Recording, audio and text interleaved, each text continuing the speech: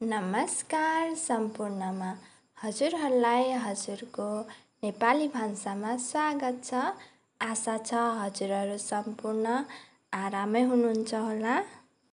आज म फेरि अर्को भिडियो लिएर हजुरहरू सामु उपस्थित भइसकेकी छु। आज यस्तो टन्टलापुर घाममा छिटो, मिठो र हेल्दी खाजा दाल रोटी बनाउने विधि लिएर उपस्थित भइसकेकी छु। सर्वप्रथम त हजुरहरूले गहुँको पिठो लिनुहोस्।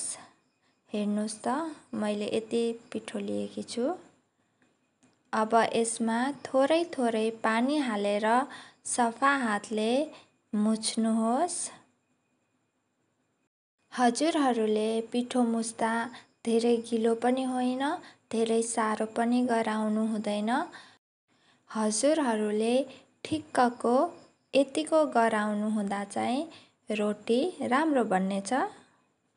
अब ढकनी लगाएर एकछिन रेस्ट गर्न छोडिदिनुहोस्। त्यतिन्जेलसम्म मैले चाहिँ प्याज, टमाटर, लसुन मसिनो गरी काटी पनि सकेकी छु र मुसुरोको दाल पनि भिजाइसकेकी छु। सुरुमा कुकरमा थोरै तेल हाल्नुहोस्। तेल तातिसकेपछि मेथी ज्वानो फुराउनुहोस्। त्यसपछि लसुनलाई पनि फुराउनुहोस् र एउटा खुर्सानीलाई पनि हाल्नुहोस् र त्यसपछि प्याजलाई पनि हाल्नुहोस् र चलाउनुहोस्। त्यसपछि 1 चम्चा नुन, आधा चम्चा बेसार र 1 चम्चा जिरा धनियाँको धुलो हालेर चलाउनुहोस्। हजुरहरूले एकछिन चलाइसकेपछि अब टमाटरलाई पनि हाल्नुहोस् र चलाउनुहोस्। टमाटरलाई पनि एकछिन पकाइसकेपछि भिजाएको दाललाई पनि हाल्नुहोस्। दाल कतिको बाक्लो, पातलो खानुहुन्छ त्यही अनुसारको पानी पनि हाल्नुहोस्। यता दाल पाक्दै गर्छ उता रोटी बनाउन सुरु गरौँ है त। सुरुमा पिठोको थोरै भागलाई लिनुहोस् र डल्लो बनाउनुहोस्।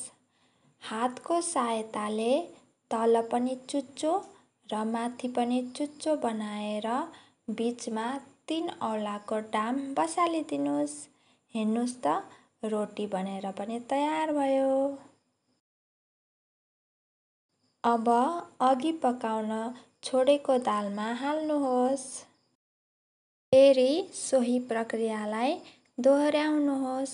हजुरहरूले रोटीको आकार जस्तो बनाउँदा पनि हुन्छ।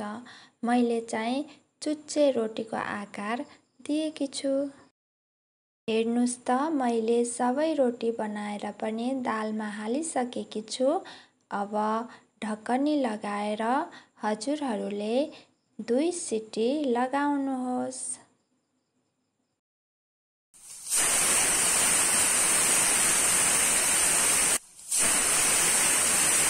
2 सिटी लागिसकेको छ। हावा गइसकेपछि मात्र ढकनी खोल्नुहोस्। हेर्नुहोस् त हाम्रो दाल रोटी पाकेर पनि तयार भइसकेको छ। यसलाई चाहिँ मैले प्लेटमा सर्भ गरेकी छु। एकदमै हेल्दी र छिटो मिठो तयार हुने दाल रोटीको रेसिपी हजुरहरूलाई कस्तो लाग्यो हेरेर प्रतिक्रिया दिनुहोला।